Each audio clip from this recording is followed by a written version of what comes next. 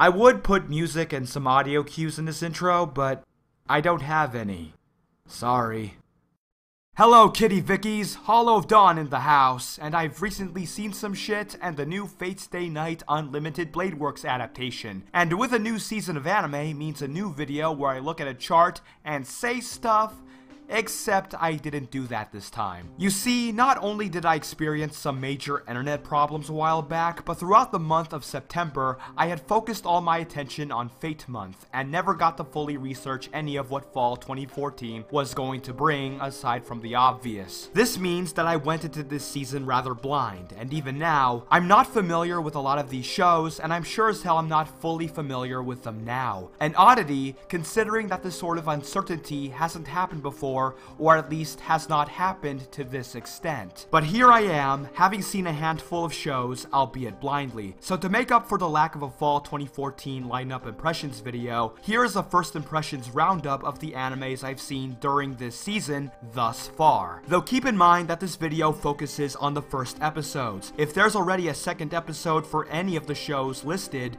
chances are I have not seen them yet. First up, we have Trinity VII. Now, the first episode of Trinity VII had the potential to grip me, to make me think long and hard about the situation it creates and the characters we get introduced to, albeit hastily introduced to. But alas, it looks like that was asking too much. From the outset, it starts as a vague jumble, but that isn't necessarily an automatic bad thing. Some of the best narratives can start off vague, and thus I overlooked the fact that it kept skipping and hinting without much breathing room for thought. The payoff could have been worth it, I thought, and when the big secret was revealed and the potential for engaging conflict arose, my interest peaked. Either you surrender your memories of the people you cared for and forget what has happened to your world, or die. There was potential for Trinity VII to set up a conflict that could have a character study premise of our protagonist, Arata Kasuga, and to build off of things from there.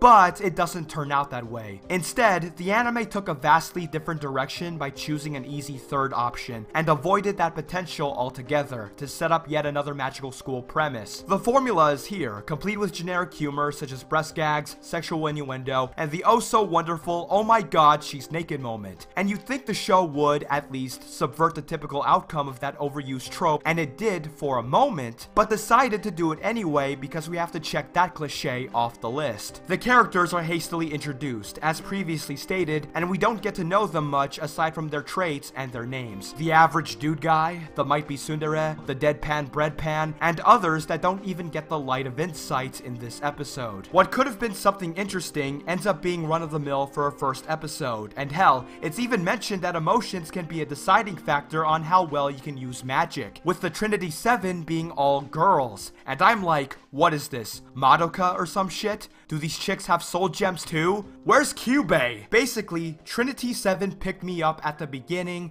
and threw me back down by the end. A bland start to an anime I hope will improve. Then there's Sora no Method, and I'll say that it is a better case as, from within the first minute and a half, the anime already succeeded in supplanting a sense of fantastical wonder to its world. My first thoughts were, what is this place? Why has Nonoka forgotten her past with this place? What is this structure in the sky? Why did it manifest, and who is Noelle? It all permeates an ambiguous air to the story, but in a good way since, despite being vague, the world itself is one big hint that something bigger must be in store for our protagonist. What that thing is, however, is what I'm interested in. Noelle is certainly a curiosity. She looks the same during both flashbacks and current events, and it's heavily implied that she must be linked to the floating structure somehow. Is she an imaginary friend of Nonoka? Is she a spirit? Is she both? The anime leaves hints behind that she is some form of supernatural entity that Nonoka has forgotten, if her words of saying that she will grant a wish is true, and it makes me very intrigued as to how and why. Normally, asking these questions would be the result of poor writing, but in the case of Sora no Method, it might be deliberate. It's mysterious, and the colorful visuals and music only add to that. I have a feeling that this all might be a cushion for anything the show is planning at throwing at us. It looks pretty, things seem upbeat, but if a few key moments in in this episode are some indication there might be something personal underneath the wondrous spectacle the anime presents. Sure, the Moe character designs might not hook everyone, but if you can look past that, I'd say give Sora no Method a shot. The first episode is a pleasant watch. Now we go on to Grisaia no Kajitsu, and I don't really know what to think of it from just its first episode. Not because there was nothing to it,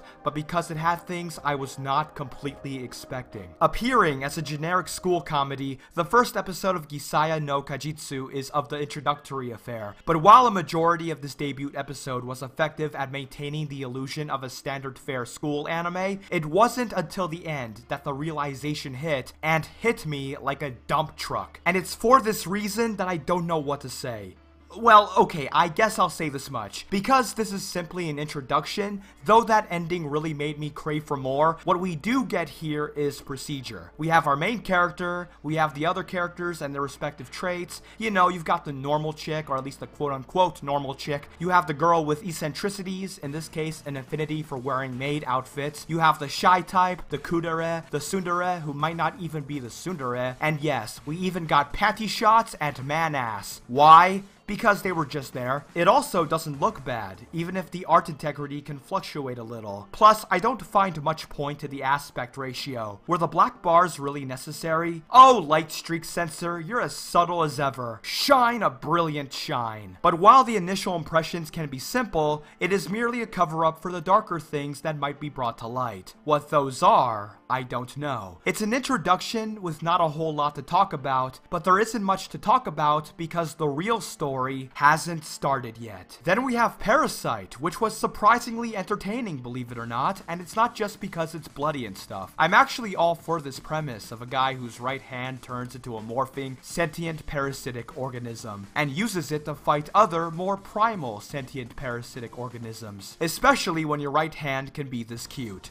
Oh, did I mention that his right hand is actually oddly cute? And it's not just the look either. Have you seen what this thing does and what it sounds like? I mean, it's even reading books, and I don't know about you, but that's just goddamn charming. Okay, but seriously, I felt this debut episode was a solid introduction to the anime. It establishes its concepts, the tone, what's to be expected later on, introduces us to our key characters, and managed to hook me in because of all of that. Though, to have this Parasite cop a feel was a bit tacky. Also, it's kinda weird to listen to a dubstep musical score to an adaptation of a manga that was first released in the 1980s.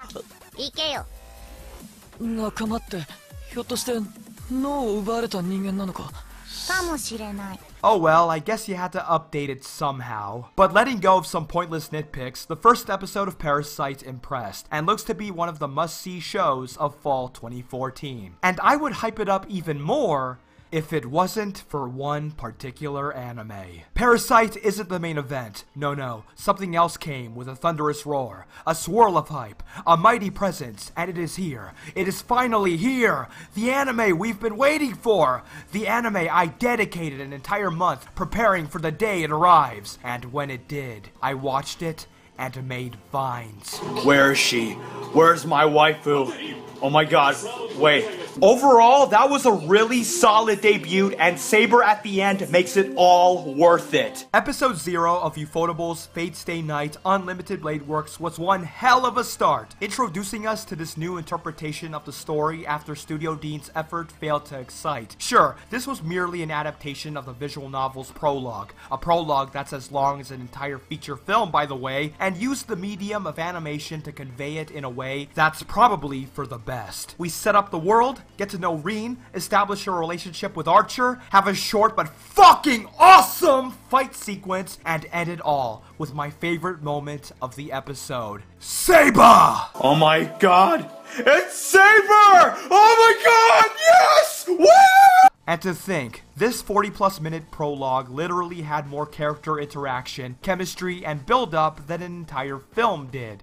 That is pretty damn sad. Clearly, we are in for a dramatic step up from the Unlimited Blade Works film from 2010, as you'd expect, seeing as how this is a TV anime. But I'll admit that I have some worries. For one, how much dialogue will Saber have? One of the things that disappointed me about Ufotable choosing the Unlimited Blade Works route instead of the Fate route is the fear that because Rin is the main love interest, that Saber would be kicked to the curb and stay there. And as you might have seen in my Studio Dean Unlimited Blade Works review, I compiled the total time Saber spoke in that film, and it all amounted to 2 minutes and 14 seconds. But that was a film. This is a TV anime adaptation, so I wonder, how much dialogue will Saber get? Was the film accurate about her role in the story? Is she really that disposable in this route?